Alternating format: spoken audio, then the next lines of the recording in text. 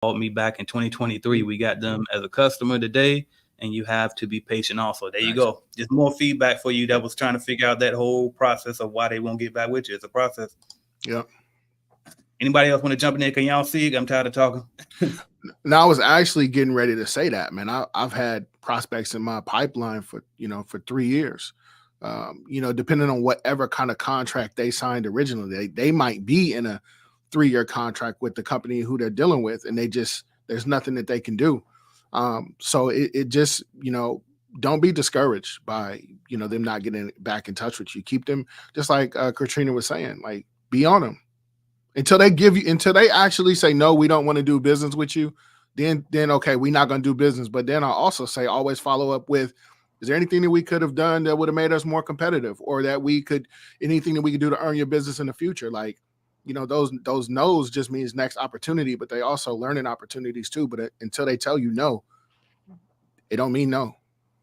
Yeah, and I can chime on that. I actually just had a recent video where I talked about walkthroughs and kind of how to approach this whole process. But it depends on how your sales process goes. But in sales, there's what we call an assumptive close, where you basically just assume the person wants to do business with you. And in the video, I talk about one of the main things you should ask on a walkthrough is that desired start date. And even if they don't have one, you kind of want to get a like, hey, ideally, what day are we trying to actually get this started? That way, you have a deadline to kind of backbone yourself off, or backbone your follow up on.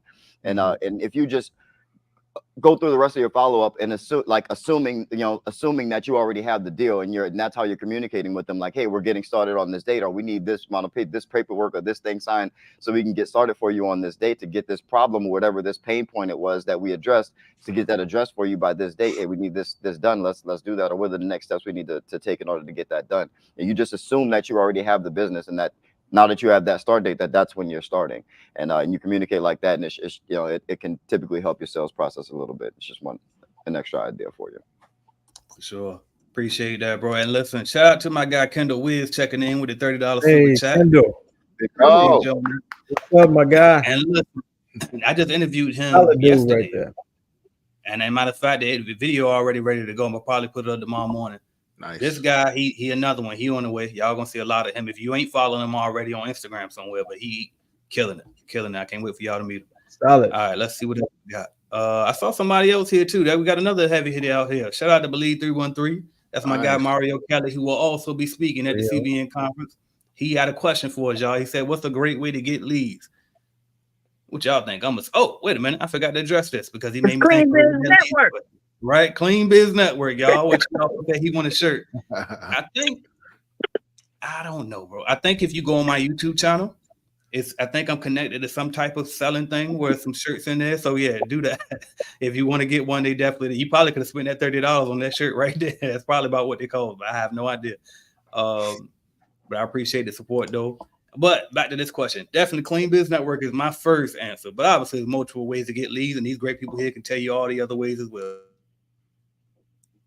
Man, I'm gonna jump in because this is one of my favorite things to do is prospect, man. Prospect, it just takes me back to, like, man, when you was a teenager and you was with your boys, man, and you go to the mall and you prospecting, you looking for the girls, you know what I mean? It's the same thing. It's a numbers game, man. You just got to get after it, man, and you got to visualize yourself closing the deal. And there's no greater, I said this the other day, there's no greater dopamine hit than getting that contract back with the signed documents. Oh my God. So when you close your first deal, you can be like, man, I got to have another one. I got to have another one. And naturally, you're going to find whatever way to get that feeling back again, kind of like a dope fan a little bit. I don't want to compare it to that, but when you take your first hit, I don't know personally. I'm just, hypothetically, but the feeling, man, and they're going to do whatever it takes to get that feeling back.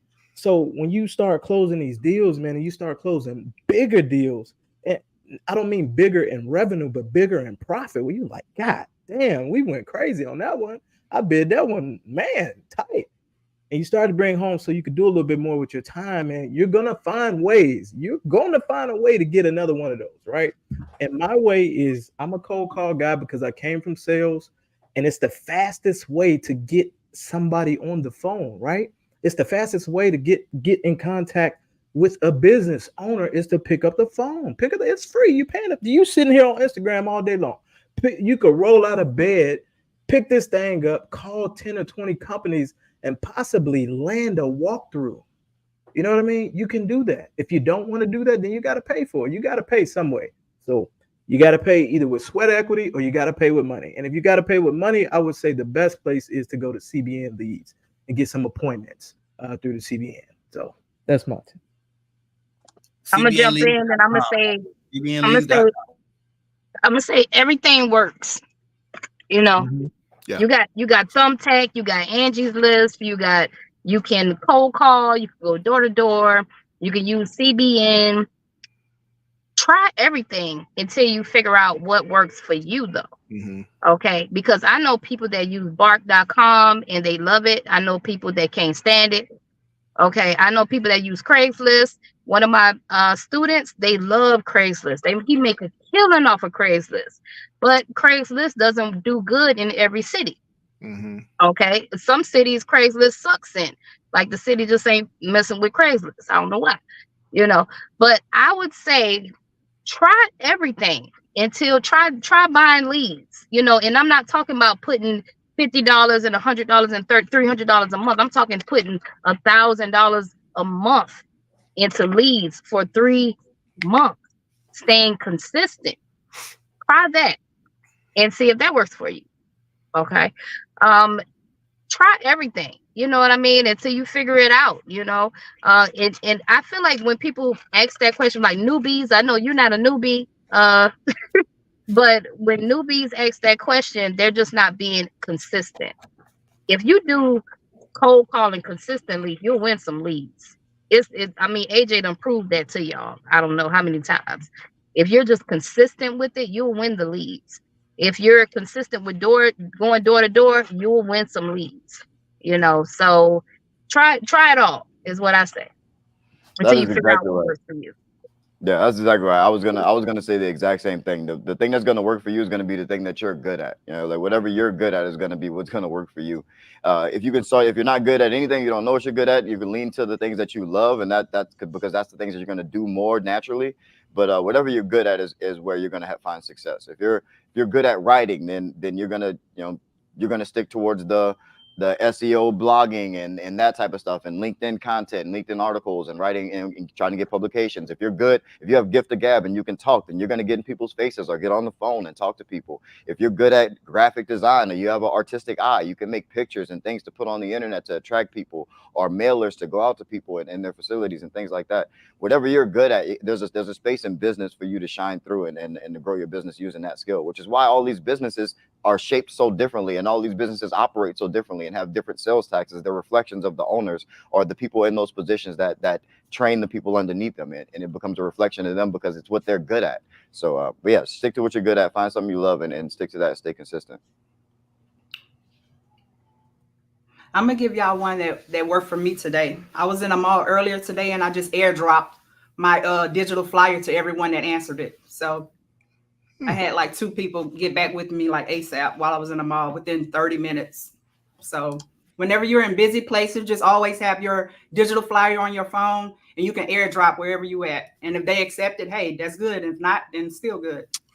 That's a really good idea. I never thought about that. It is. That's a really good idea. Real. I have like a whole list. I'm ready for the conference. So okay, just show up. Because I'm ready. Get your tickets, y'all. As a matter of fact, she's the reason like a whole I'm list of ways to gain clients. So I'm ready. Yeah, okay. Now facts though. You to read because she told me I should do a 24-hour stream. I said I ain't built for that, but but I give you 3 hours though, because she always got the best ideas. Like a lot of the stuff we doing at this conference, she definitely suggested it. So salute to her. She got plenty, Ms. Nicole, plenty of good ideas. That's a really good idea. Let's see what we got here. Because I think I skipped this one earlier. Tyrone says, does anyone have any opinions on hiring HR firms for employees? I'm wondering if outsourcing HR tasks is a good investment for employees. I think that I got to shut up and let y'all talk on this one. That's why I say I wish they could come up and talk to us because I got questions for them. Like, how much revenue is your business making for this? You know what I'm saying? Like, you don't want to tell a person, yeah, hire a VA to do your HR, and they're making $1,000 a month. You know what I mean? That's the But go reason why ahead. I was Tell us like, what you're gonna say.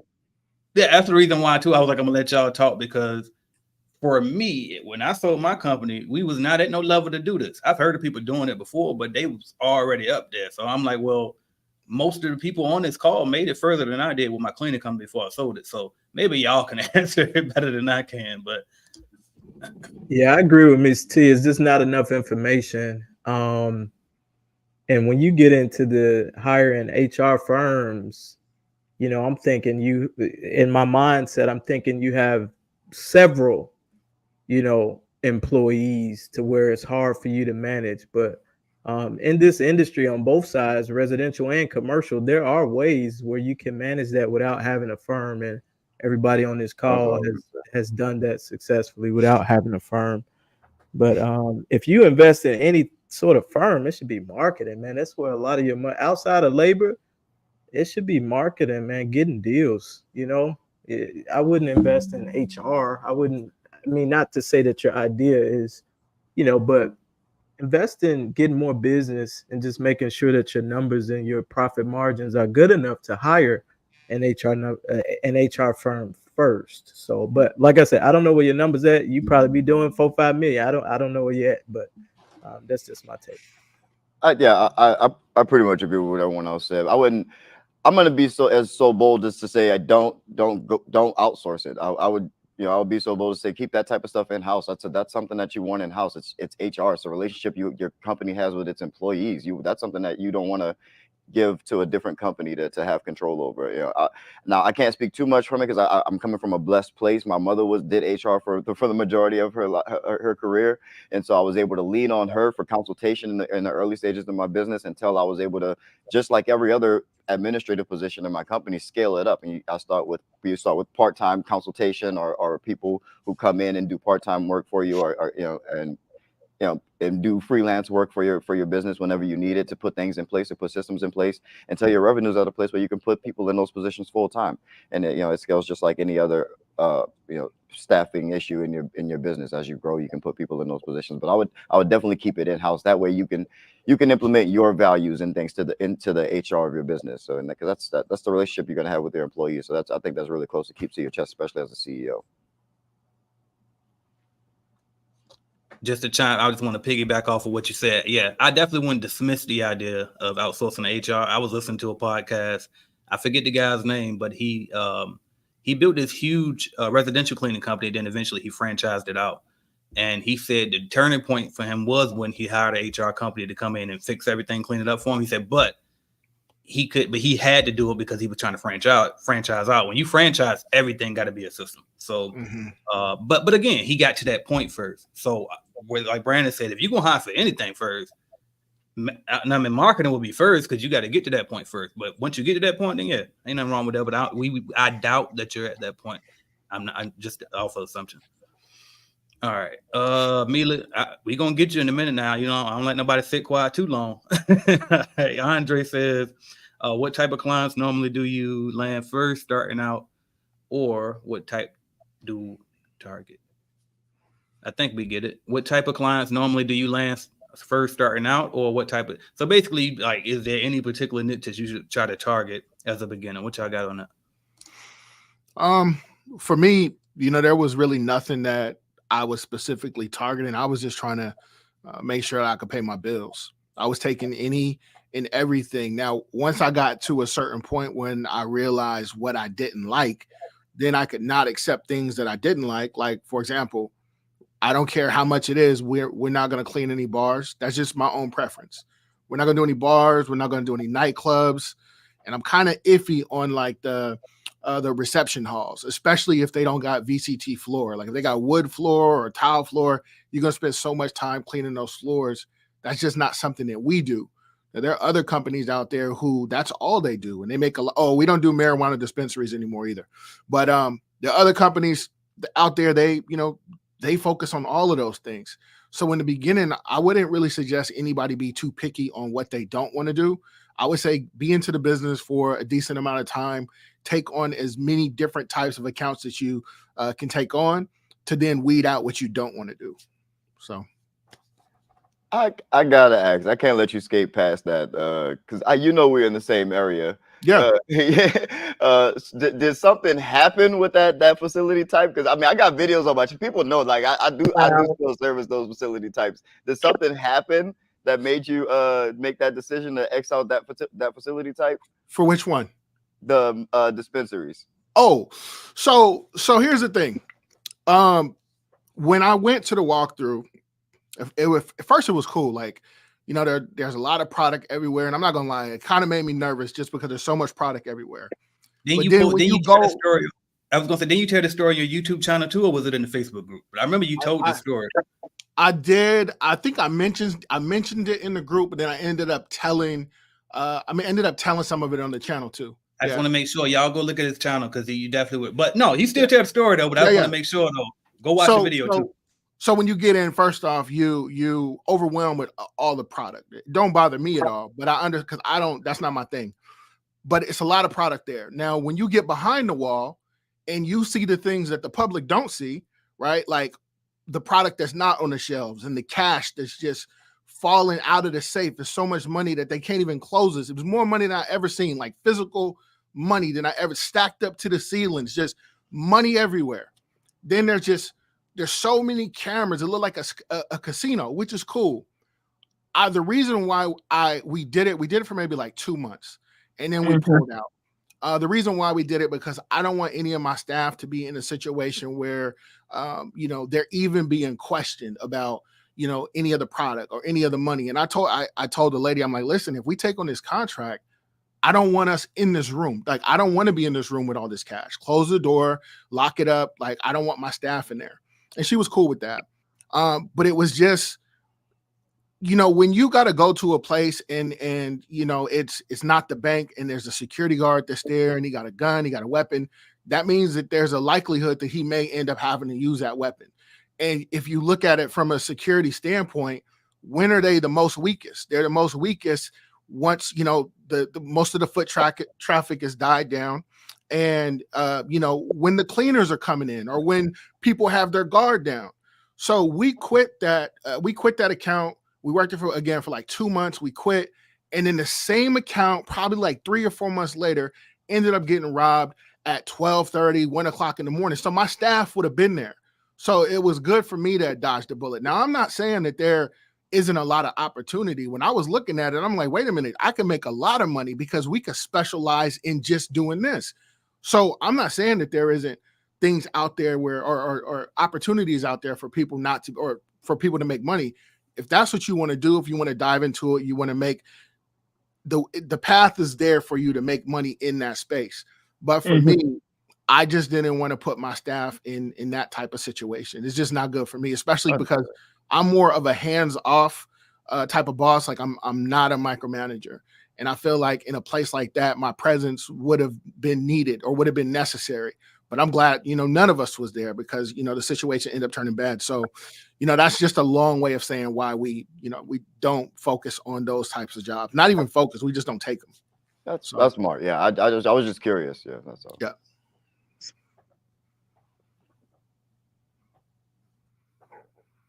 I ain't mean to put that one up there, but I put it in the chat. It's $9.99.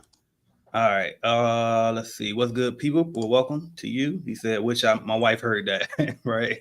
Well, go just take it to her. Go back to that part and play it for her. All right, let's see what else we got. But then again, that don't always work either because I don't know. I ain't gonna say nothing. I ain't gonna say nothing.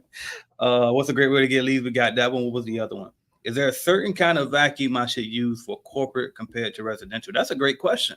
For me, I like backpacks, residential or house, and residential or buildings. Obviously, they kind of more geared for commercial, but when I used to take my backpacks to the houses, and people used to be so impressed. And again, they way more efficient, so they save you a lot of time. So me personally, I say backpacks no matter what it is. I don't care what type of job, I'm gonna backpack, but that's my opinion. Anybody else? I like the shark vacuums for residential and the backpacks for commercial. That's my preference. Them lightweight sharks or what type? Yeah. You said lightweight sharks. Yeah, it's like because I they got these little ones, and it's I like don't like I don't like no. Well, it as long as it costs about $200 something, that's yeah, the good one that you get. Get a high end shark. I would say I don't like the cordless sharks because of the battery. The batteries don't hold too much, just in my experience. I like the ones with the cord. yeah. The shark vacuums. And then just because you can go over rug and you can go over towel with it. That's why I like those. And then the backpack vacuums for commercial, like especially if you're doing a big building, you got to go up steps and stuff like that. I like the backpack vacuums for those. Oh, I have such a different relationship with shark vacuums than you do. Oh my God. But I'm strictly commercial, so I had to learn that lesson myself, you know. So Yeah, we have two totally different worlds.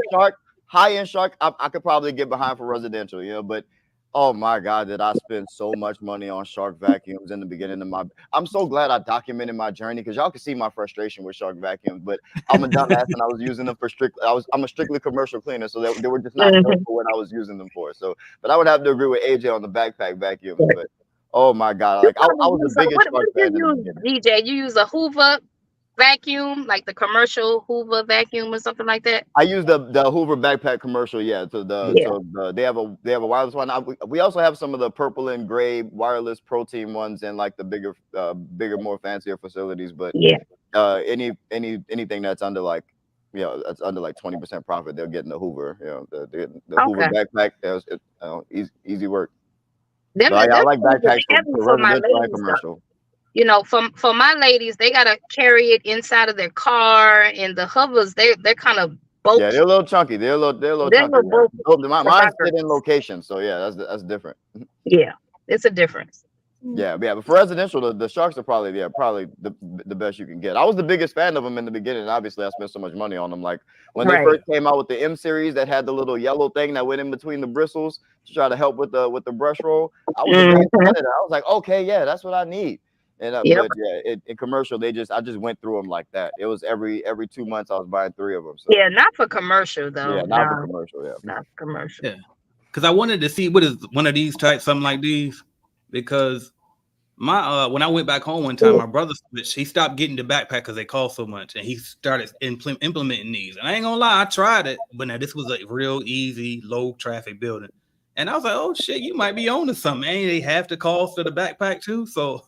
I thought he was on to something, but all right, bet DJ didn't change my mind. Now I was almost sold. I was about to put them in a starter kit instead. I could have saved a little money, but never mind. We use them for commercial and residential. Really? Okay. So I guess to each their own. There you go. No, so I let my clients they one of my clients ordered extra battery packs for them. So like if the battery runs out, you just switch the batteries out. And you can keep you can let them run longer. So we use them for both. Gotcha. But I didn't personally purchase it. They did. Okay. That's right. You do that. I forgot you do that. You don't all your builder supply your stuff. That's another angle too that's different. All right, let's see what else we got. No, I got that one already. I got that one. This is Don. Oh, good, Don. Let me ask Don, make sure you at the conference, bro. You got to get you there. www.cbnconference.com. This is the last chance to get your ticket, so make sure you're there. Appreciate you checking in, though. My bad. Go ahead, Mark. I was going to ask Katrina, maybe Nicole too. Like you guys do residential. Do any of your clients say, you know, we only want you to use this vacuum at our house? Like, do you guys leave vacuums there, or do you just bring one vacuum for? No, I actually recommend for them to have their own vacuum because I don't want our cleaners to cross contaminate. Yeah, you know. There have been situations where the client hasn't had a vacuum. So that's the only situation where my cleaners will have to bring the shark in if they just don't have a vacuum, right?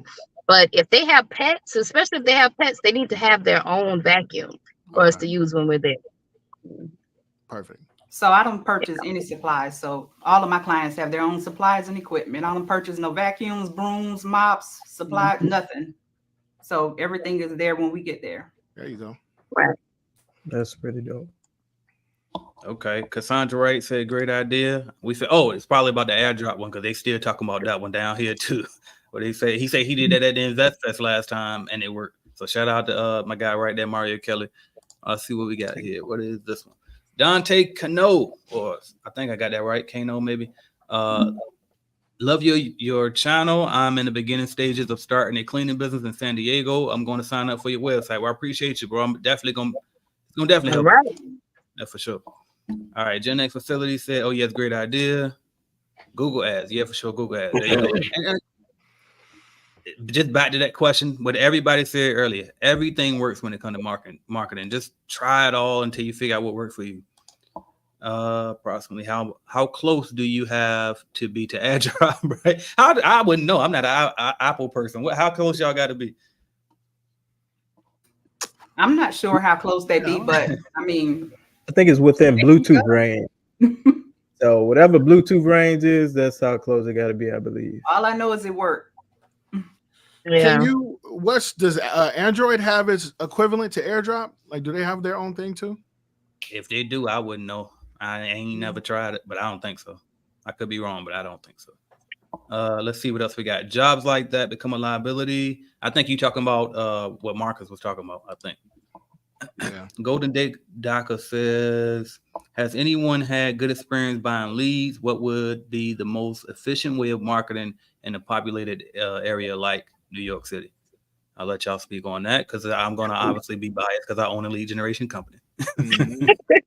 Well, I've had a great experience buying leads. I don't want to keep blowing AJ up, but I bought my first lead from Clean Biz Network, and I actually won my first commercial account through AJ. So I had a great experience through buying leads through CBN. And what's the most effective way of marketing? Like we just said, try everything.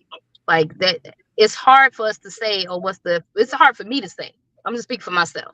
I'm gonna say in the beginning, I tried everything until I figured out what works for me in my city, my state. Yeah, Yeah. to kind of piggyback off that, like I've never been to New York, but I'm starting to feel like, you know, I hear this question a lot, really, when it comes to New York, but I can only look at things really from my perspective and from my experiences based on the people that I've helped.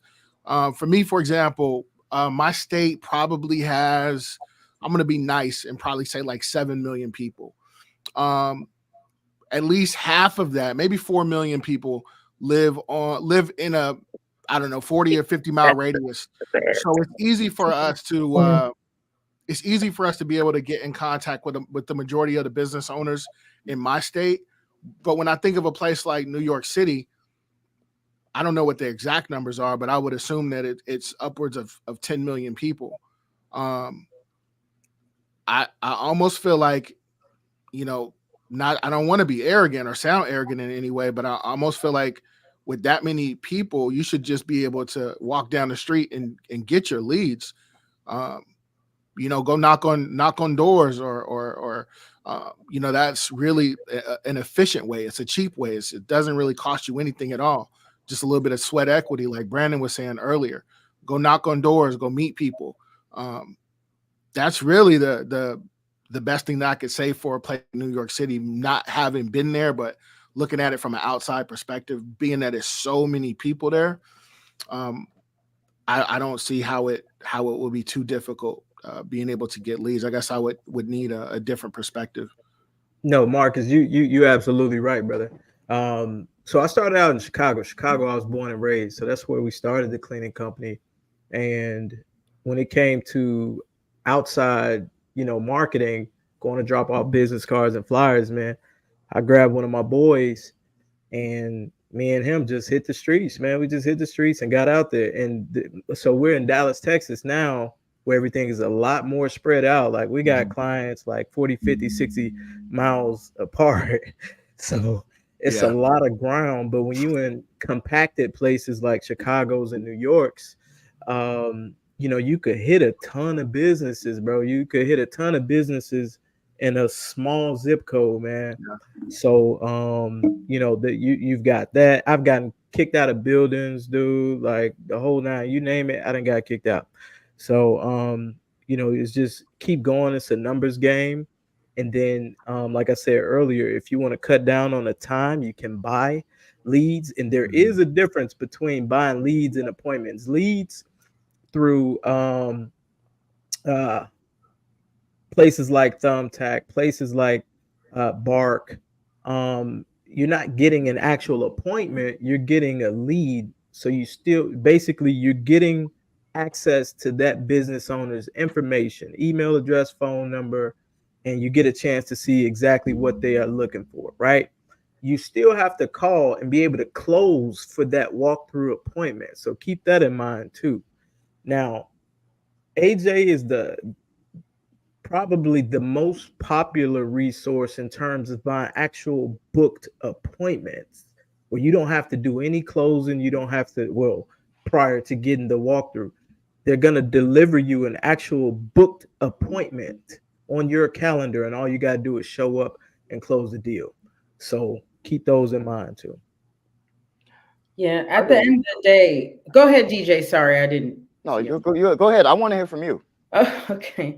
No, I just wanted to say, like, at the end of the day, you kind of have to like narrow down who your target audience is, who your target person is, so that you know who to attack. Like, if you do residential, are you mostly cleaning for single men who are engineers or whatnot? Where are you going to find them? Where are their eyes? They could be on Tinder. Their eyes could be on Tinder. Put an ad on Tinder.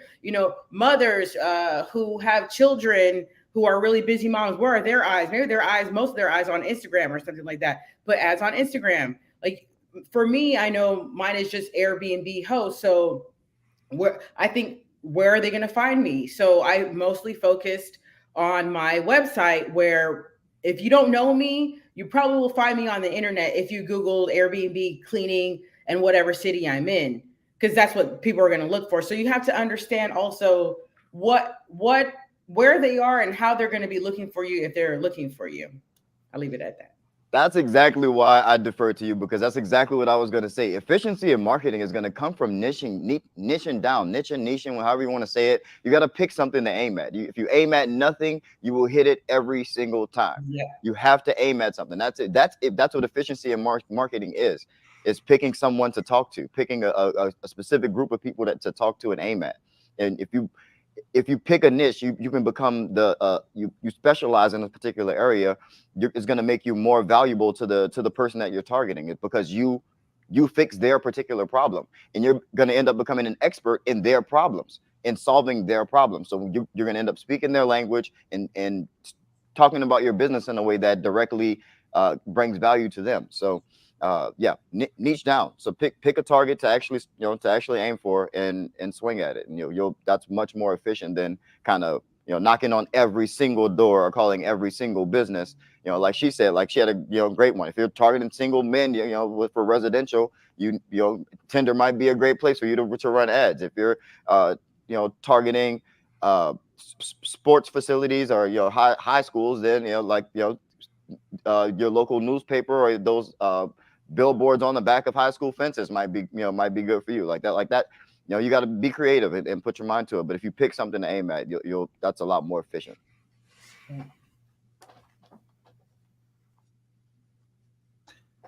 We got the fashion police in here, and they love your zebra shirt, Miss Mila. Hey. Thank you.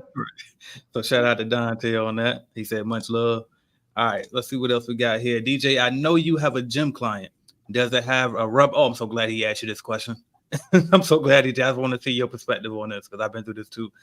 Does it have a rubber floor? Did you lower the production rate? Do you mop it? I feel like I underestimated the time. That's a great question.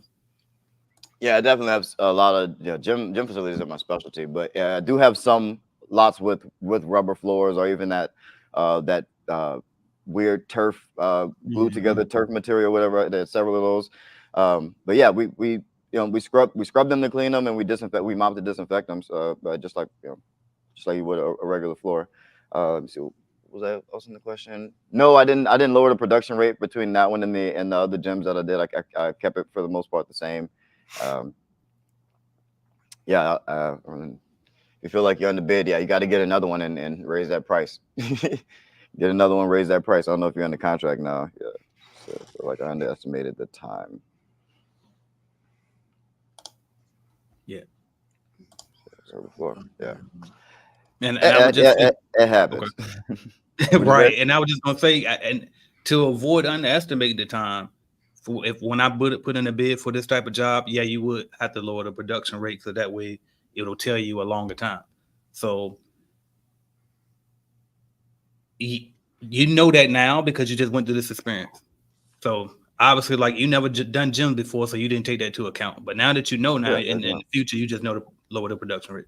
So, but yeah. All right, let's see what else we got here. All right, is pricing for Airbnb cleaning closely priced to standard basic residential cleaning? That's a good question. I've come across too many hosts that want lowball. They want to lowball my company prices. Example on pricing for both. Example pricing for both for a 3-bedroom, 2-bath. I assume that's what that is. Well, I mean, I also want to hear Ms. Johnson's. No, you go ahead. You the queen, girl. I like that. I would say that, and now she said that to me. I love Miss Johnson. You're hilarious. So the thing about it is like I do think residential and Airbnb, it is different. It's completely different. The pricing is different. I think residential is more expensive. I'm not quite sure. But the last time I heard, residential is a little bit more expensive than it would be in Airbnb. And the problem is a lot of hosts don't even know what the price should be. So they think it should be closer to a number that's not. And then also sometimes cleaners don't know what the number should be. So it's kind of hard to tell, but I mean, most hosts do have a reputation of lowballing the prices. Like this is what they do. They have no idea the work you have to put into cleaning Airbnb. And I think our prices should go up, basically. So for example, it depends where you are also for a 3-2. You're gonna have a 3-bedroom, 2-bathroom in Texas. It's gonna be different in Florida. It's gonna be different in New York. It's gonna be different in California. But there is like a standard price, which is like a 3-2. A standard price kind of like across the US would be anywhere from like 150 to 180, something like that. So I don't know if that helps.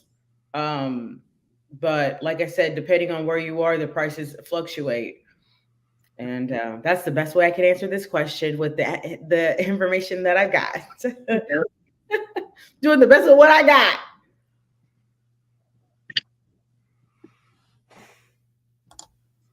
We waiting, Miss Johnson. You ain't gonna do. You good? You good on this one? I mean, the prices do vary from state to state. I mean, I agree with Mila. The prices do vary from state to state. It's a very broad question because my prices here in Savannah, Georgia, aren't going to be the same as your prices in wherever you're at for residential or Airbnbs. It really for residential.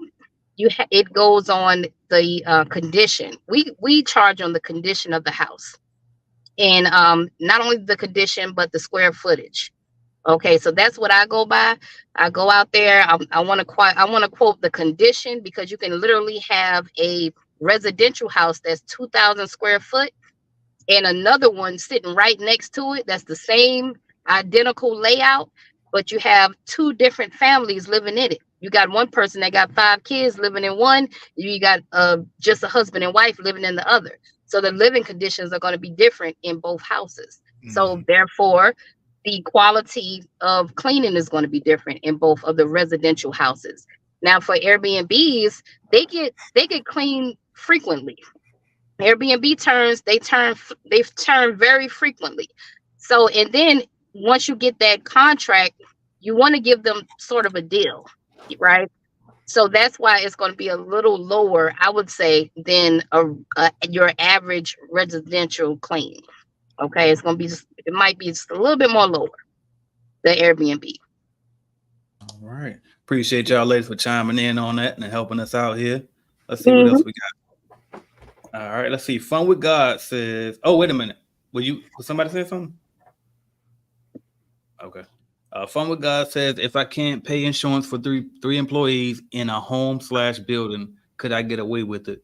What could a person like me do starting off with low funds? I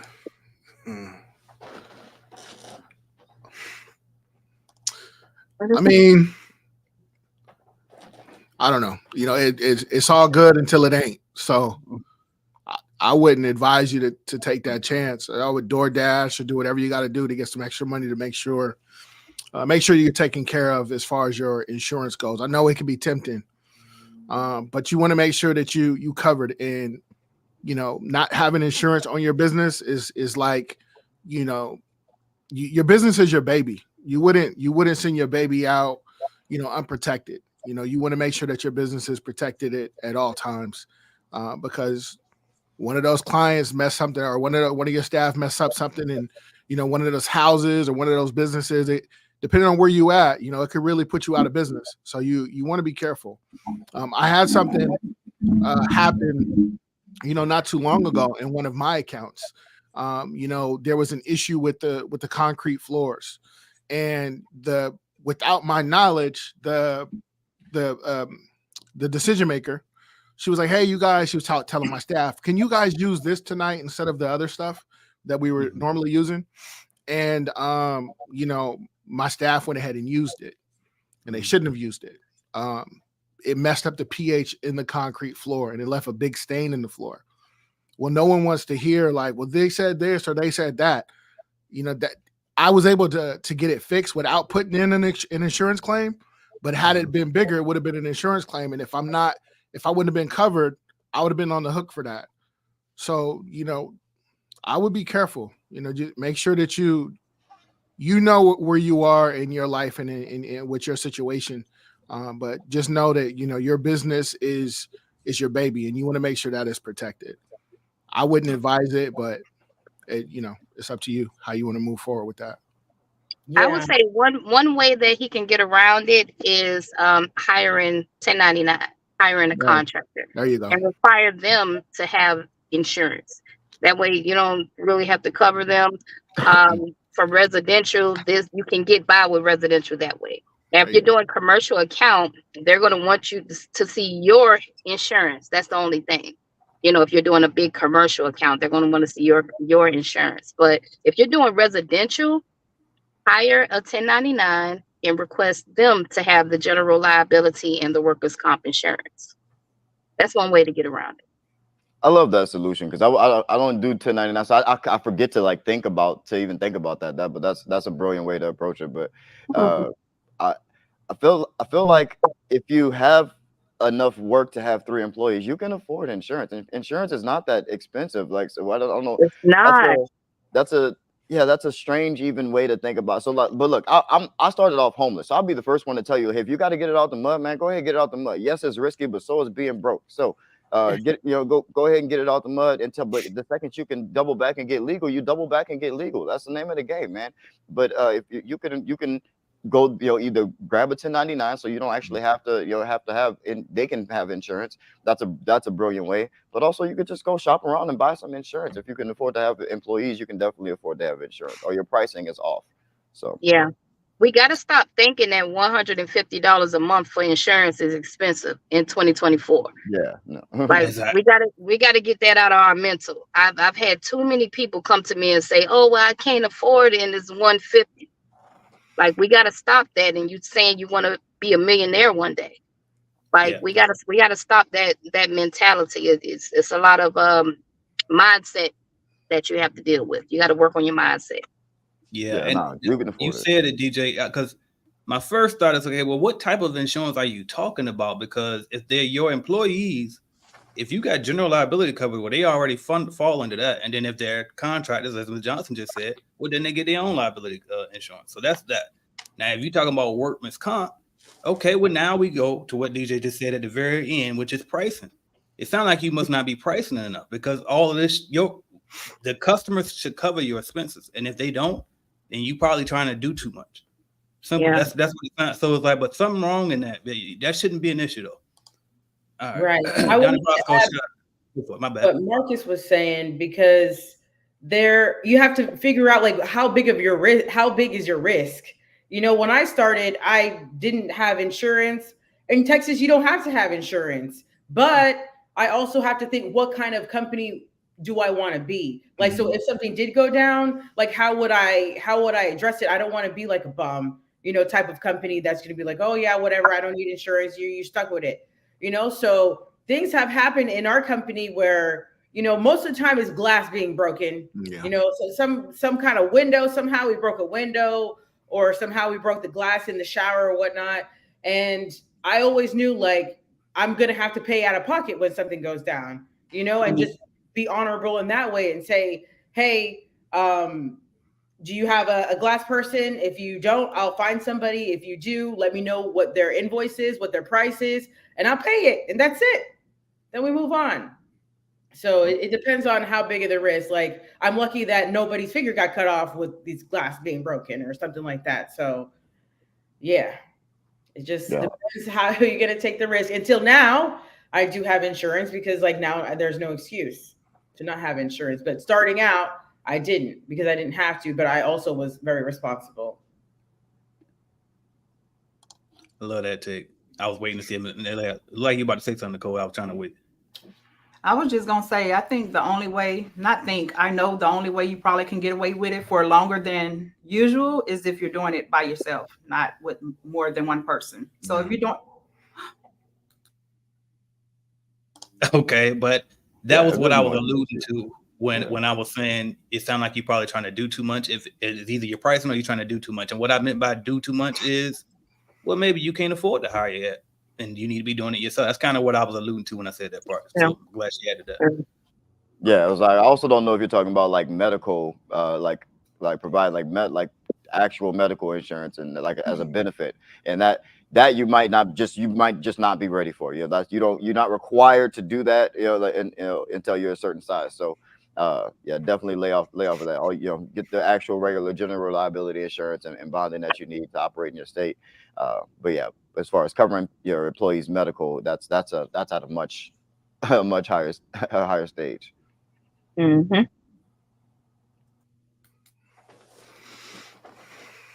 2024 business has been great. Have you guys ever bite more than you can chew? That's all I do. What are you talking about? That is all I do. I don't do anything else.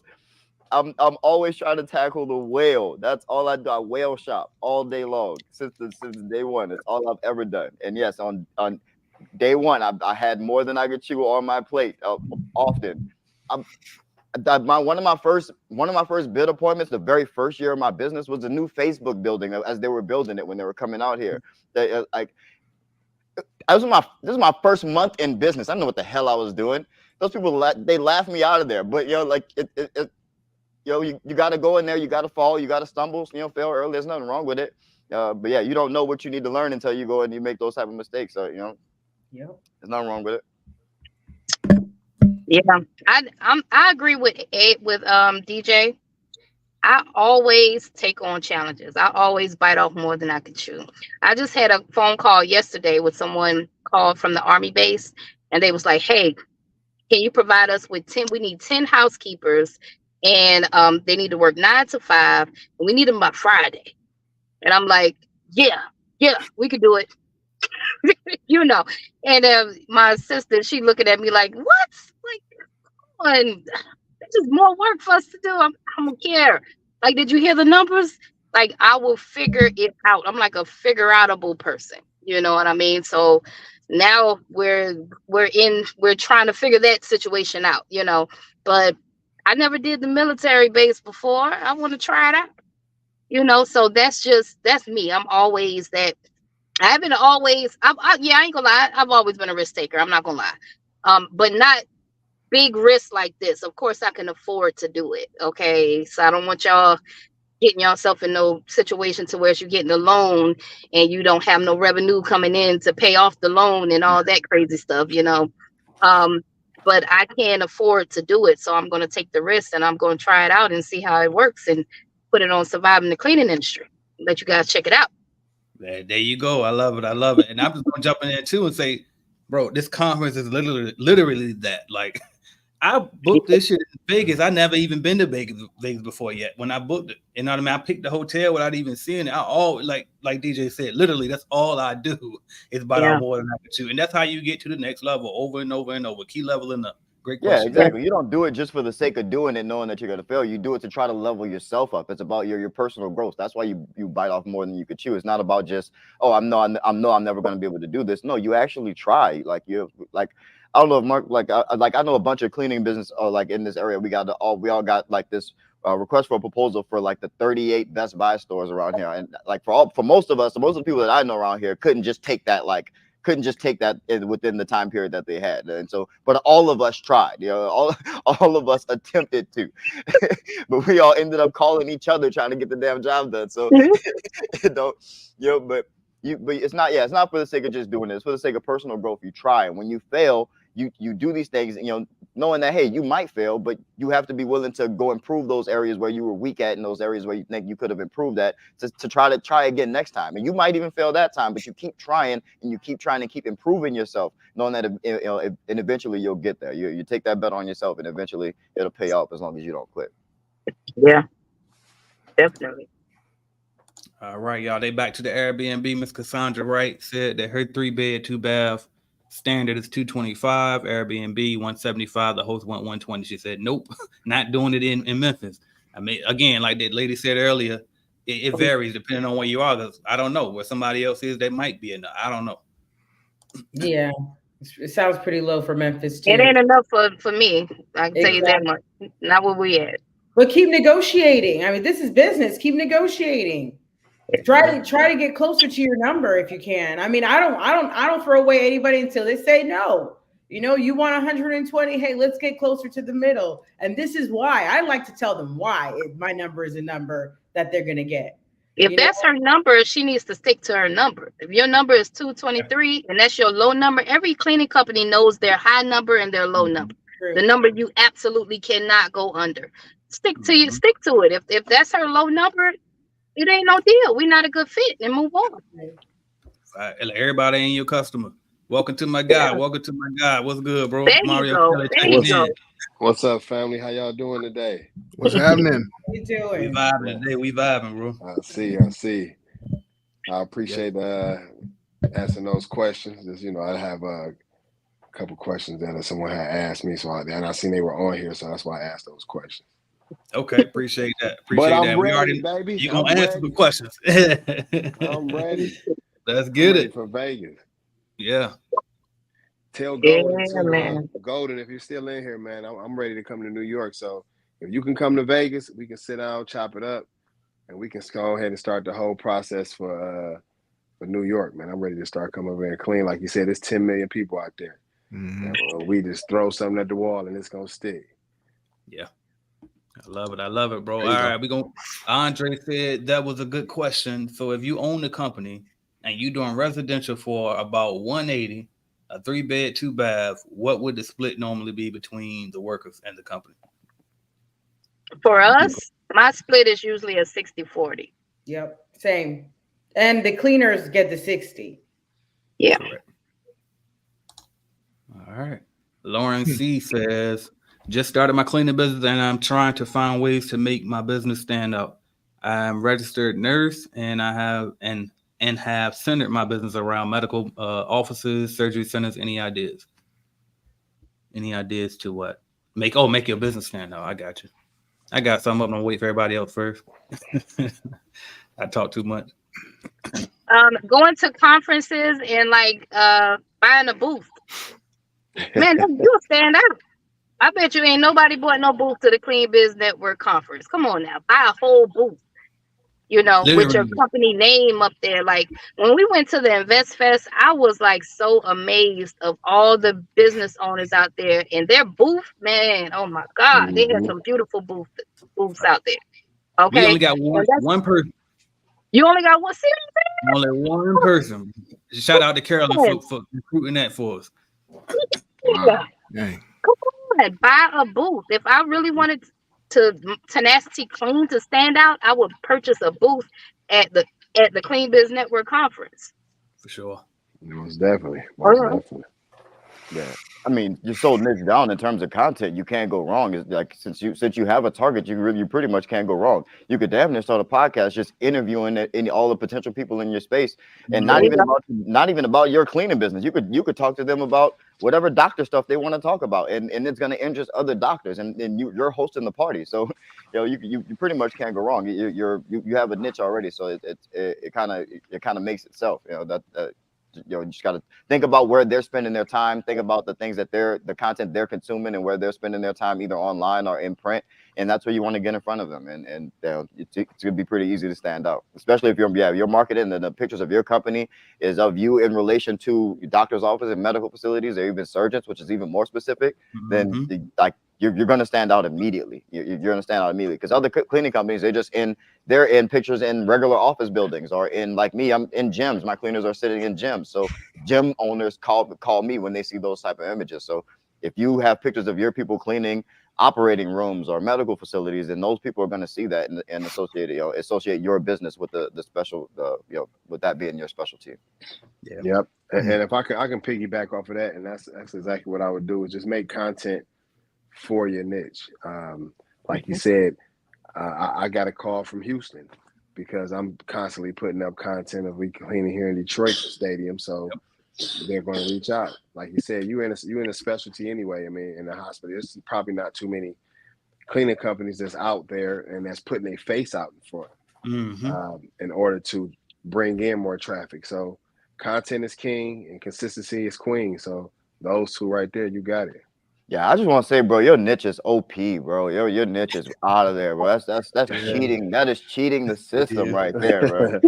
That is cheating the system right there, bro. It to the top. Yeah, just one new contract, nigga. Yeah, I'm just go get grab me another stadium right quick. Yeah, grab me another stadium. Dude. That's different, boy. You something else. I appreciate it, man. And I was gonna say too on that, and I'm glad y'all brought that perspective up because I've done that for years, and I'm only gonna speak from that direction. So I'm glad because that's a cheat code. If you build a personal brand, get online, that's a cheat code. It opens so many doors. But the thing I want to tell you too is you answered that it's right there in your question, how to stand out. You're a registered nurse. That's your angle right there. You should have that all over your website, everywhere. I'm from the medical background. I'm a medical. That's the story right there. You supposed to be running with that. That's it. Yeah. And then also she can speak. She knows the language. She can speak directly to what the problems are. We do a lot of medical facilities. Dental offices, surgery center. We do the same thing. But it took me a while to really catch on to the language. So when I go in and I do a walkthrough for a surgery center for a dental office, it's different than someone saying, "Hey, we can come in and we can clean." When I come in, I can say, "Hey, are you guys having a lot of the problems with the tar that drips from the syringe when you guys are in all of the operatories? It stands at your feet. It's uncomfortable." They can resonate with that. And I'm not even in that space. I just have experience doing it. She knows what it feels like to get ready to go home for the day, take your scrubs off and, put them where they go and kick your shoes off. Some of those things like coming in the next day, having your shoes lined up next to your cubby hole. How much does that affect your mental in a positive way? These are little, and I'm just giving quick examples. I don't know exactly from the nursing standpoint, but she knows what things does the doctors like from your experience that would make it that much more easy for the doctor to go do his surgery. What things does the doctor like that makes their days a little bit better? I know doctors typically don't like their desk being touched, but again, I only just have experience from my position. Being a nurse, and that's what she wants to tackle. That's what she wants to do. The game is wide open. Like she can really come in and kill it. Wide open. Yeah, that's incredible. I got a quick question for you guys. What state are you guys from? Washington State. Washington. Okay. Yeah. All right. Why you asking? Man, there's some game on here, man. Why you asking? No. I just because I heard trying to partner with you, get them stadiums, bro. Yeah, we won't. That's the first thing. But I heard you say we are in the same area. Oh, okay. Yeah, I'm not gonna lie though, man. I did reach out to the Seahawks, their little practice stadium, a few times. I reached out to them. You haven't reached out to T-Mobile Park yet? I haven't reached out to T-Mobile Park, but I have reached out to T-Mobile in Factoria though. Nice. Family. So what do you do? I mean, you just do. Are you in the stadium cleaning also? No. I just reached out to him. I reached out, but I never got anything back. So what I'm gonna tell you a quick little cheat code is. Let me get my pen. Hold on. Yeah, come on, grab the pen real quick. Instead of then reaching out to the stadium, find out who the facility manager is, because it's a 95% chance that it's Citywide or Airmark or Belfort that has the cleaning contract. Mm. And you want to supply the workers for them. You don't even want, you know what I'm saying? Because at the end of the day, I feel like every cleaning company, every staffing agency starts out as a cleaning company. Mm-hmm. Kelly Services, Forge, you know, because a lot of us have 10, 15 accounts, you know, or cleaning 10, 15 Airbnbs where we need 2 people to go to each one. That's 20, 30 people. So we really have a staffing agency. So you really want to reach out to their cleaning company that, and then you don't want to be the prime. I'm gonna tell you why, because you're spending $15,000 a month just on mop heads. Yeah. Not the stick that the mop head go on, just the mop head. 20,000 on gloves. And you know, and then you see people who come clean the stable, they just grab a handful of gloves and then they throw half of those away, and you see you going crazy, like, man, you just threw about $15 away. What is you know, so you don't really want to shoot for the prime. You want those big, and then with the prime, sometimes they just have a budget. Let's just say it's a $9 million budget, but within that $9 million, you got to get all the supplies. You probably got 4 or 5 staffing agencies. You probably got, you know, it's so much overhead that you really want to come in and not work off a budget, but more work off like a hourly with your employees within the staff in that way. So now if I got 100 people working there, the company standing there and saying, okay, let's do this job. We're gonna pay you $100,000 to clean these 2 games. Instead of that, I can bring 100 people in and have them work hourly, and it may be $115,000. So you want to contact the facility manager. You want to let them know that, you know, you've partnered with Believe 313, and this is what you're doing in all of the other states. But it really does work off a resume also. You know, I see that's how Houston and Hard Rock Stadium, a lot of that came off just the resume that I've had. So, and then I guarantee you, at every stadium, whoever's on whatever state y'all in, I mean, AJ, you guys in Washington, I guarantee you, if you go on Indeed right now, they're hiring for stadium cleaners. Guarantee you. Baseball, football, because it's a revolving door.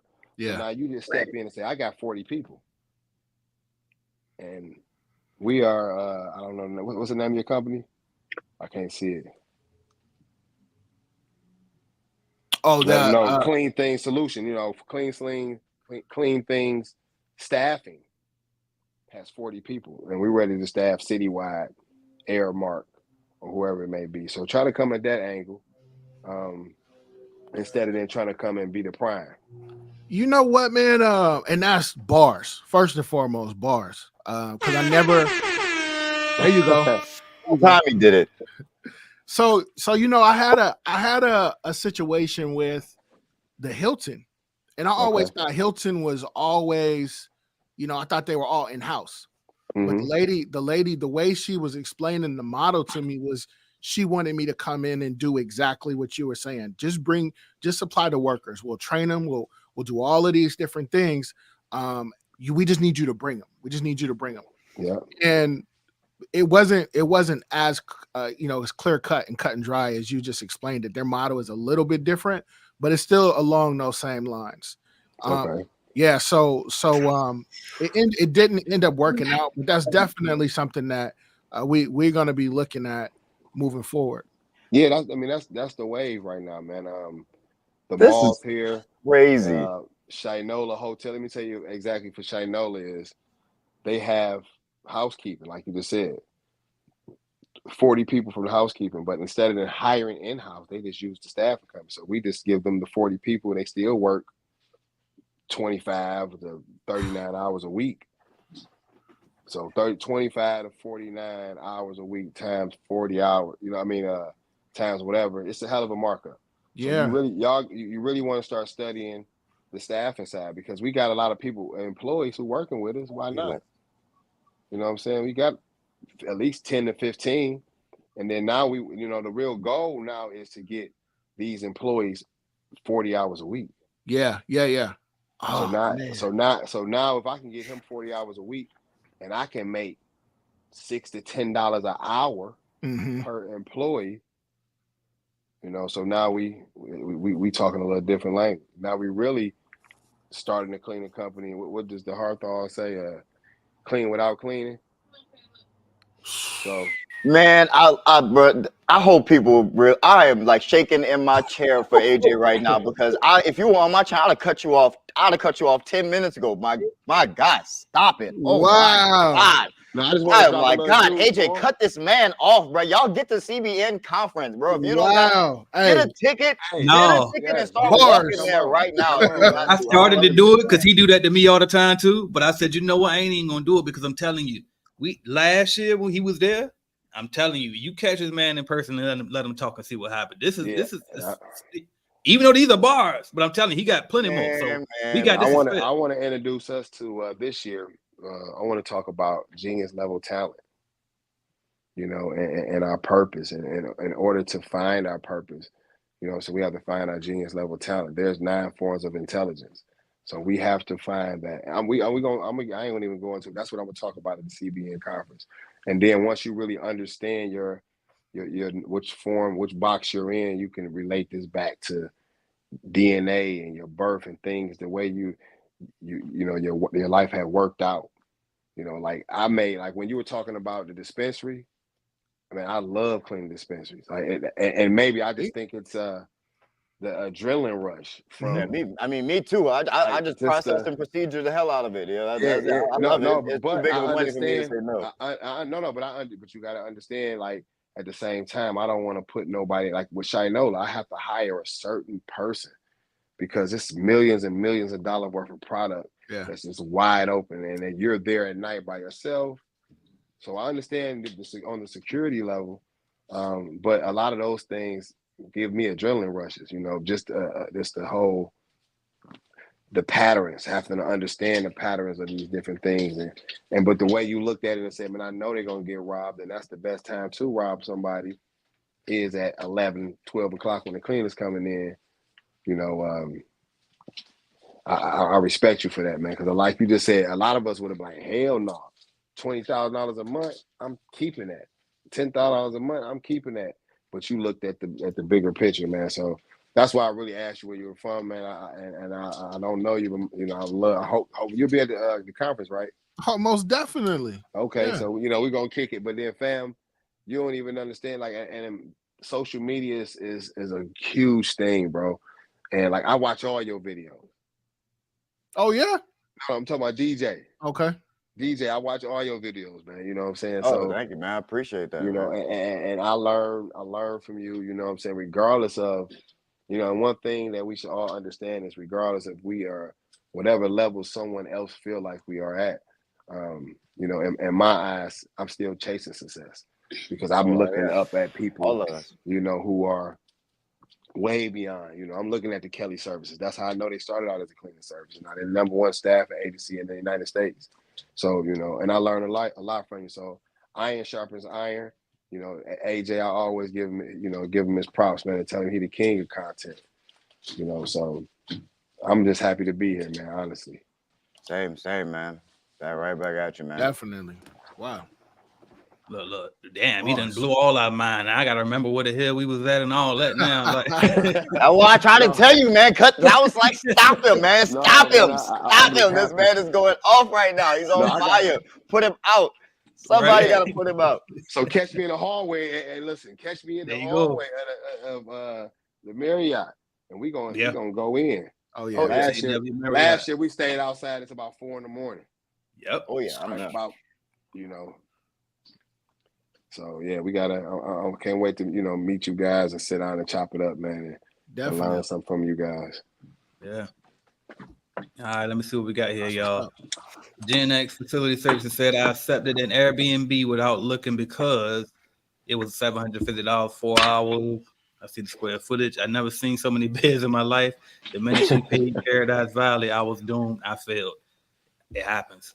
Look, but again, you learn from it, and that's another thing too. Sometimes we'll look at the big number on the contract, and all we see is that big number. Wow, But 14. unless you run the numbers on it, it might not even be a good deal. So you just got to do your math on it. That's all. But learn experience. That must was a swingers event or something. 14,000 square feet. The first thing I look at in those Airbnb cleans is how long is it going to take your cleaners to clean it, man? Come on, you can't look at the price. Like, how long is it going to take? How many cleaners to clean that Airbnb? That's the first question that I ask myself whenever I'm quoting any job. Right. You know, and it probably was going to cost you that $750. Mm-hmm. So, and then you put your profit on top of it. So, nah, the fort, no way, no way. I wouldn't have did that. Right. And this one is for you, Ms. Johnson. They said in the beginning, how did you manage both residential and commercial, and when did you make the choice to do both? Well, unlike most people, I actually had help. I had my teenagers out there helping me with my residential accounts, and for the commercial, I delegated the commercial accounts. So I found 1099 workers to do my commercial accounts, and then me and my teenagers, we went out there and handled all the residential accounts. So that's kind of how I was able to balance both worlds until I was able to pull myself out of it and just delegate everything, all of the work. Okay. I actually really quick, I want to give you your flowers real quick, Miss Johnson, because like real early on in my journey when I was getting started in this cleaning business, I was at a point where I didn't always have someone to watch my kids, and sometimes I had a couple early childcare facilities, and sometimes I would have to bring my kids with me when I would go clean these buildings, and I felt like so ashamed, and I felt so bad. And then like one random day I saw your video and you had your kids in there cleaning with you. I was like, well, if y'all don't pick up a garbage bag and start helping me, man, yeah, come on. Like I was immediately the day after, I was like, oh, Miss Johnson doing that? I was like, oh yeah, come on, man, y'all come help me. And they worked there for like 2 years until I and they made their little extra money until I got them out of there. But Right. yeah, I had to give you flowers for that because that was a big part of my story that I actually never got to. My kids was my first employees, and I say kids, but they were young adults. They were teenagers, okay, not babies, okay. Because I got an episode on surviving the cleaning industry where Tamika had to fire a young lady for bringing her kid to work. Oh, I had the same thing. Yeah. So it wasn't a kid. My teenagers, they did come out there and help me. They were my first employees. Yeah. I'm glad I actually caught that episode the other night too. I actually did catch that one. That's a tough call to have to make, man. So shout out Mr. Meekin for actually making that call. And we actually bought our kids. I ain't gonna lie. In our early days, Maya was definitely in the building with us in the damn car seat. We just carried the car seat in the building. But you own the business. That's what I was gonna say. I was like, it's different when you own the business. Now obviously they can't do it, but I definitely took that risk. Hey, look, we got some more help on here too. There go my guy, big dog, Mr. Ricky Regalado. What's good, bro? Oh, yeah, I think Ricky. I think he froze on me. I'm gonna give him a second. It might pop back.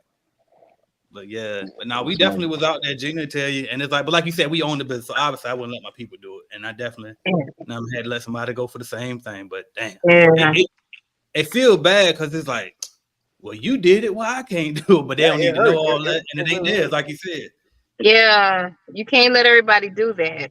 Yeah, it hurts. You almost can't let anybody do it, and especially when you come from that and you had to do it yourself before, and you see someone going through it and struggling, and you see that they're really just trying to hustle just like you were, and for you to and you really sitting there with that decision, like, am I really gonna let this person go for something that I honestly respect? You know, but like you have to. You have no choice. Your hands are tied in that moment, and it's tough. People think that these decisions are just easy, and they're not. It's not easy at all. And those are some of the toughest parts of business. Is the people to people aspect of it. Exactly. I think we're here now, Ricky. Can you hear me? I got you. I'm here. There we go, man. Welcome, y'all. I just want to shout out to the Route team. Big Ricky. For the CBN conference, bro. Just if you could, just introduce yourself a little bit, let the people know who we're talking to here. Hey guys, how you doing? I know it says Ricardo. I go by Ricky, but yeah, Ricky Regalado here from Route. I'm out of Chicago. I also own a cleaning company called Rosalato Services, and I have a podcast called Cleaning and Cocktails, where I like to have a little cocktail. AJ knows we be getting down now. We be getting down. But no, yeah, I've been in the business for 8 years. Built a family cleaning company. Now I built the software as well for the industry, and just having fun, man. Having fun. Is this is, you know, it's not a sexy industry, but when you get together with like-minded people that have the same grit and tenacity, right? It becomes fun because this is a recession and pandemic proof industry, and it is very lucrative, and it is very fragmented. So with fragmentation comes opportunity. With opportunity comes success. Hey Ricky, I want to give you your flowers, man. There's a saying that he said, here we go. There's a saying I say, take advantage of all the inches around you, you know. Mm-hmm. So Golden asked a question about how could he expand his company in New York, man. Whatever apartment building you live in, use that one. That become. But Ricky, me and you had a conversation, man, a few months ago, and you said, I'm with the Goldman Sachs program or whatever. I met somebody, and I heard. I said, "Well, let me sign up for that."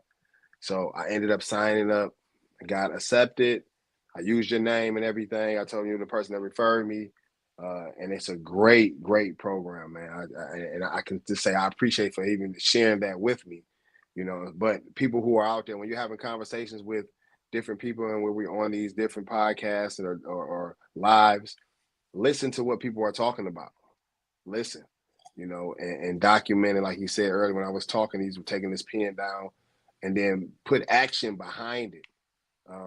Miss Johnson, the only way she was able to do the residential and corporate was she went and did it. She put some action behind it. So, because I'm seeing a lot of people buy courses and different things like that. Yeah, don't put no action behind it. Don't get it. Yeah, don't get it twisted. I mean, respect to the guys or the people that are pushing the, you know, build $1 million business without cleaning. That's not for me. I mean, I had to clean for the first 4 years of my company. Yeah. And I would not take any day back. I don't care how hard it was. I am now the best salesperson, the best trainer, the best HR, the best recruiter, because I cleaned all that time. And you learn, man. So again, no offense, but if you really want to build a business, you got to do the cleaning. If you want to have a nice little side hustle, then yeah, you could take a couple courses. Yeah, that's so refreshing to hear somebody say that, because everyone, like, there's so many other people preaching that, like, oh, build the $1 million cleaning business in 60 days without ever cleaning or ever touching a broom. And I'm like, man, like they must have figured something out that I didn't figure out. Like, I was like, I'm not gonna just say that it you know, like, I'm not just gonna say that it can't happen. Like, cool, I'm sure that it's very possible. No, it could happen. It could very. I'm sure right, that it's very, very possible, man. I was like, I'm not familiar with that process. Like, all I know is work. So that's, you know, work is what worked for me. So you got to get to work. Man, yes. Nah. People know my saying: if you run from the work, you might as well hide from the money. You said build $1 million business without cleaning, without working, without doing nothing. God. I lost $1 million contract in the past 3 months. I'm like, I couldn't even imagine not being able to go back out there and get something else. Oh man, cool. But yeah, though, Ricky, man, they're really helping. Goldman Sachs is really helping me out, man. So appreciate you. It's a good program, man. It's it makes you uncomfortable. Like, I was uncomfortable because I didn't know my finances during that period that I did. I did it in 17, and it really, like, you know, when you know, now I'm okay, but that moment you go around and they have you introduce yourself and you're like nervous. What do I say? How do I introduce myself? I don't feel like I belong in this room. Yeah. That was the feeling I had when the finance section came up, because I don't know my numbers like that. I didn't, you know, I thought I was top line. I was a sales guy. I thought as long as I'm selling, I'm making money. That's not the case. Like, in that course, like, they were asking me questions that I didn't have an answer to. So it made me feel real uncomfortable and like, damn, I have $1 million cleaning company and I don't know my numbers. So it was humbling. but like you said, I walked in there open, ready to Yeah. teach me that. Yeah. All right, y'all. I'm gonna jump back in these comments for a little bit. And listen, whenever y'all tired, let me know, because I'm gonna be tired when y'all tired. Phone with God says at the conference will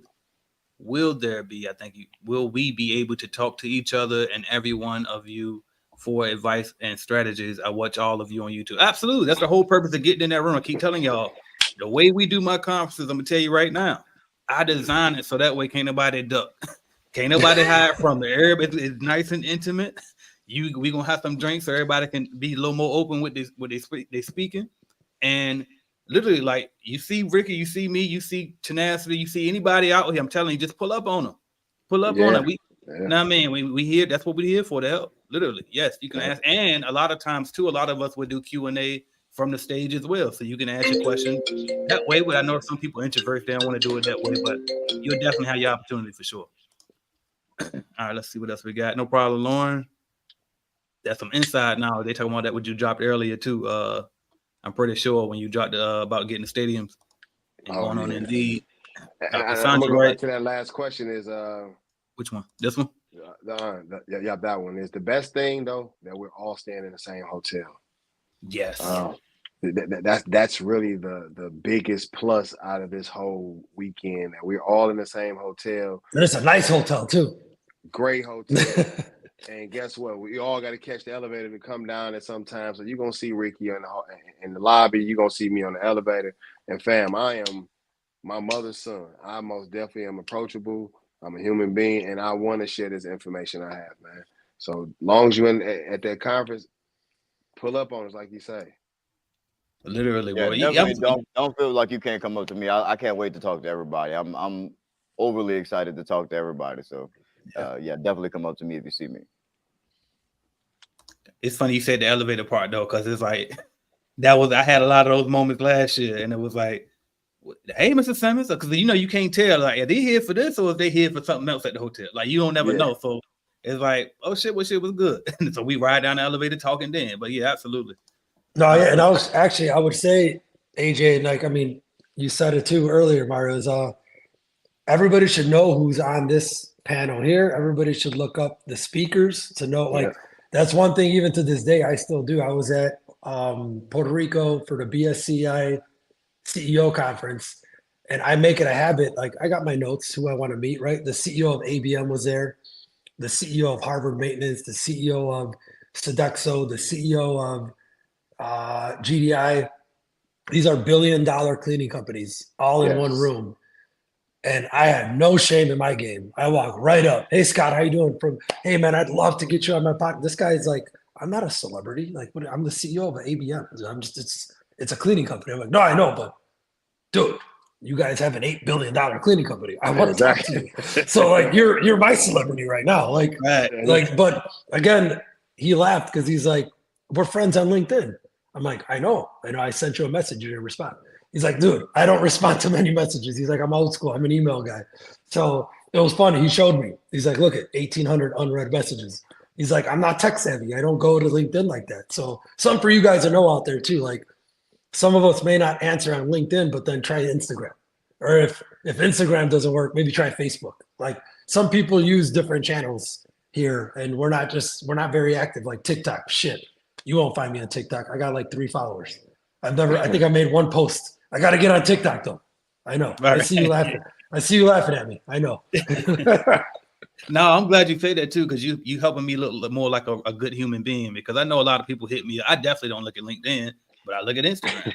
I don't look at Facebook at all. Like, you go in my inbox, I definitely not doing that because too many local people there, they're gonna really worry me.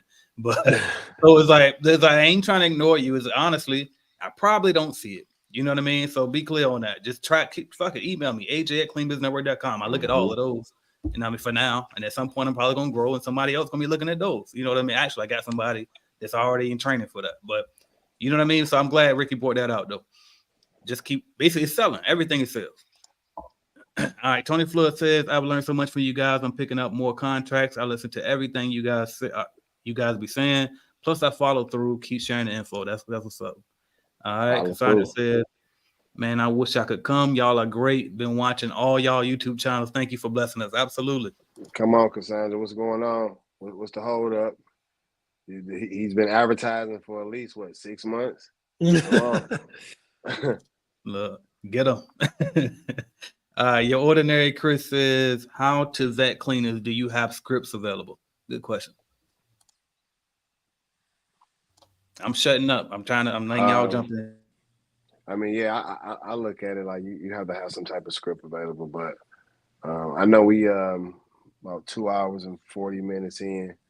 By this time, Chris, that's his last name, you should have a ticket to the conference, my baby. So, but I can just tell you, yeah, you should have some type of script, but I will go deeper into that at the conference. No, that's facts. Meet us there, and you are expert at staffing. You have an actual staffing company, so he definitely can help you better. And I will say too, we got a script and is in my course inside of when you join Clean Business Network. So if you want that, that's in there. All right, let's see what else we got. Dante says, I'm doing the cleaning. That's more money in my pocket. Well, here's the thing, Dante. We're going to get to you in a minute on that. And more money in my pocket. I have enough clients to hire workers, more money in my pocket, though. So that's the thing. You got to do some soul searching on this, though, because it's like, do you really want to build a multi-million-dollar company? Because you're not going to be able to do it if you just committed to doing it that way. But if you're happy with doing it this way, hey, go for it. It's definitely less stress. I tell you that. So, but yeah, a lot of people think they want to own a business, but what they really want is to be self-employed, because you can't make a lot more money when you can control your income yourself and be working for yourself. A lot of people get to that 90, maybe 100K, and they're doing all the work, and they're like, well, shit, I really don't. This is all I need, actually. Actually, I'm good. I don't think I actually want to take my money and put my money back into the business to try to grow. I don't want to go down. I want to stay right where I am. And some people get comfortable right there. So that's where a lot of people live, and there's nothing wrong with that. The industry needs that as well. That's really how I got into the stadiums, man. I had to do like 3 or 4 accounts in order to pay a lot of payrolls. So that's a great idea. We got a fan in here, Ricky. Shout out Miss Karen checking in. She said, hey, Ricky. All right. Karen Denton. All right. Here we go. Dante says, I'm doing. Oh, I already got that one. Shout out to Tequila checking in. Cassandra Wright says, yes, I had my son helping me with my post-construction jobs when I started last summer. He's in college now and said, am I still working this summer? Yes, sir. Thank you for your response. All right, but that was from tenacity there, talking about working in there with the kids. Angelica Elwell says, I feel like being in the field cleaning is where I learned the most. Experience and also listening to you guys all day. Facts, literally. And that's where I thought a lot of my best ideas too. Facts. You in there documenting for hours, I mean, and you got them headphones on and you thinking of all type of good stuff. So that's facts right there. That's hard. Like I really can't stress how much that's where I built my business. It's to the hum of that vacuum underneath my headphones and whatever podcast I'm listening to. Like that's where my business was built. Was those taking in the knowledge from all the great people who put out content. All of you guys who put out podcasts and videos that I get to watch and listen to while I'm just running through my cleaning task. Like that time is invaluable. Those are hours that you're putting in. Those hours that you're putting into improving yourself. And that goes a long way.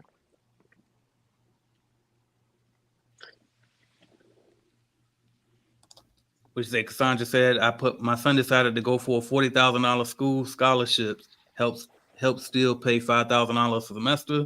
Was hoping I got my tax money back in time. Hey, I respect that. That, Miss Wright. Yeah. I respect that.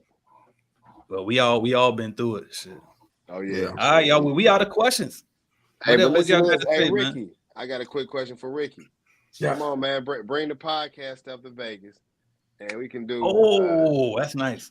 Drinking with it. We can do it there. I got my whole crew coming because I'm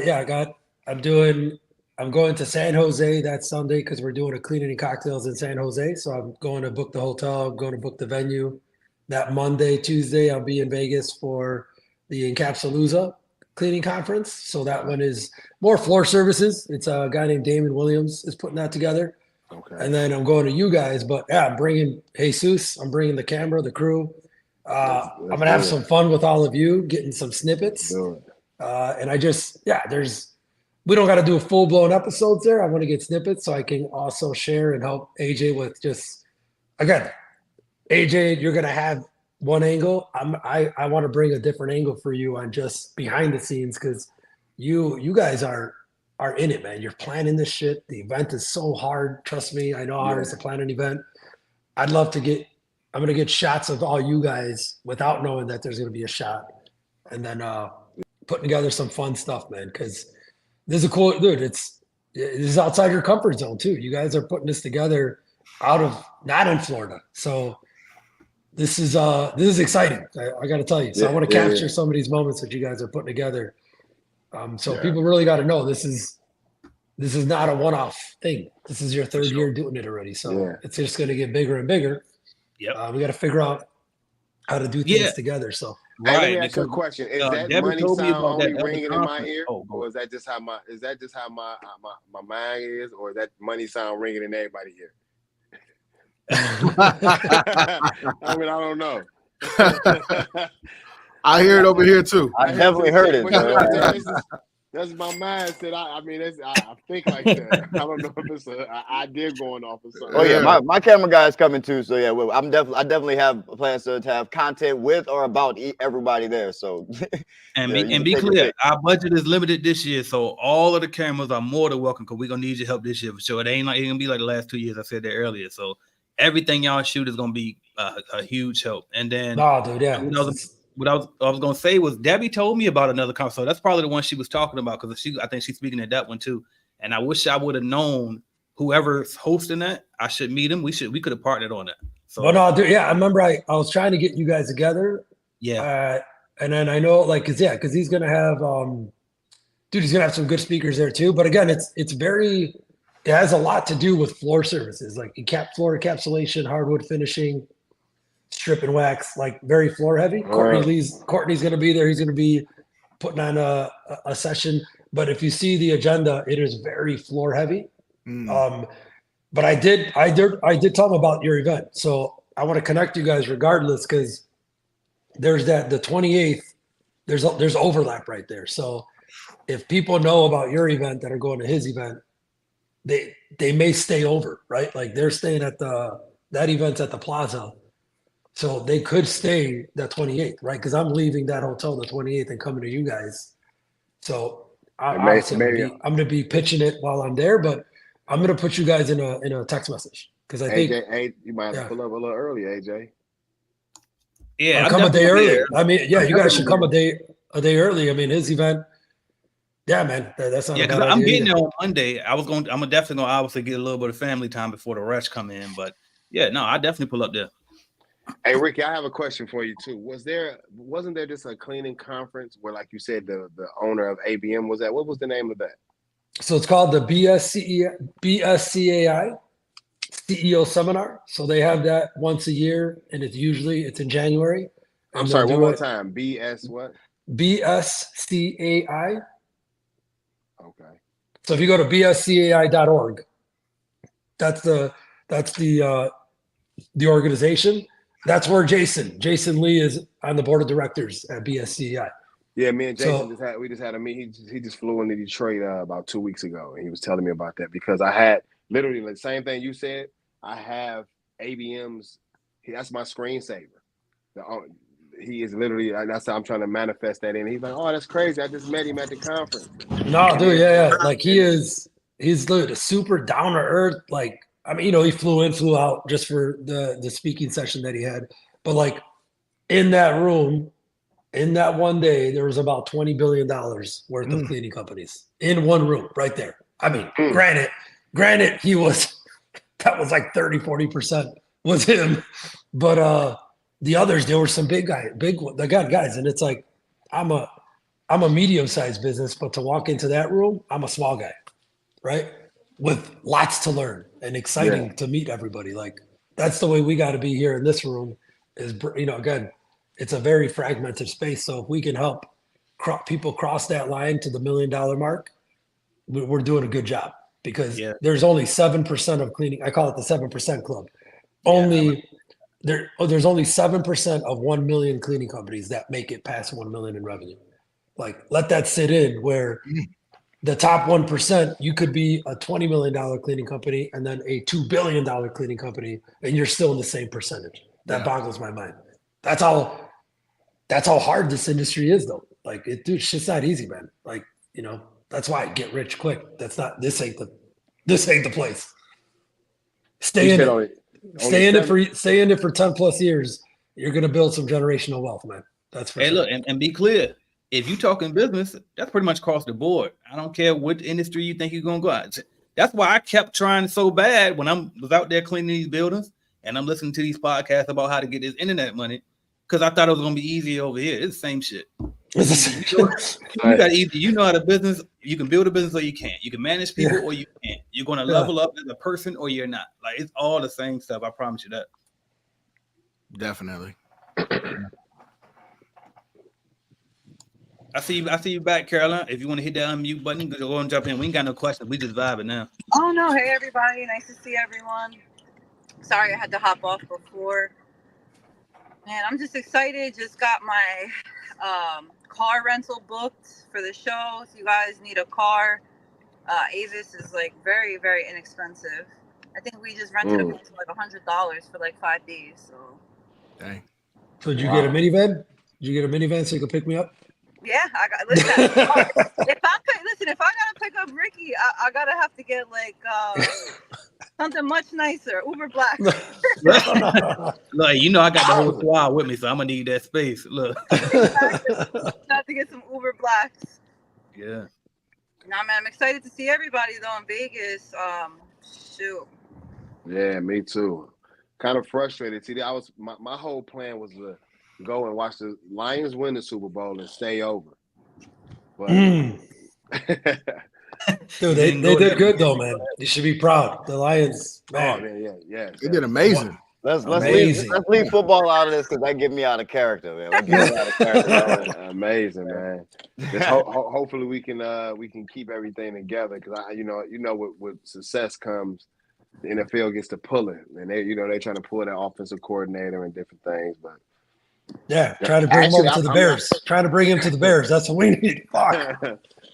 Yeah, he hopefully he stays, man. But yeah, that winning even changed the whole mindset in Detroit. Like, Detroit is just on a totally different level. This is like the lowest violence we had since 1960. It's just really like affected really everything in a positive way, rather. Yeah. I'll be honest, man. Like, we wasn't going. There was no. Everybody came to us, but we wasn't going. So once I knew that I was going for the Ravens, and then I was looking at the Lions. I wanted y'all to. I got a cousin that played for the Lions way back in the day. What's his name? Lim Barney. It was a corner. Lim Barney. Yeah, and then I'm a distant relative with Walter Payton too, somewhere in my dad's side. Yeah. Okay. Yeah. So I was definitely rooting for you guys, man. Yeah, man. They little Dallas, but we had it, man. We just got Dan Campbell got to go for the 3. Stop being so arrogant, man.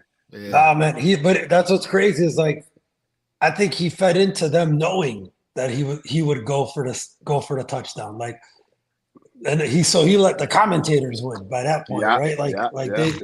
Because they were saying that all game, like, watch, this is going to come down to him going for 7 instead of 3, and look what happened.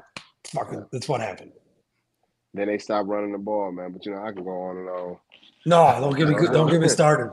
I'm a 49ers fan, so I was like, I'm the biggest 49ers fan. That was devastating. Devastating. If I open my mouth, it's not gonna stop. So no.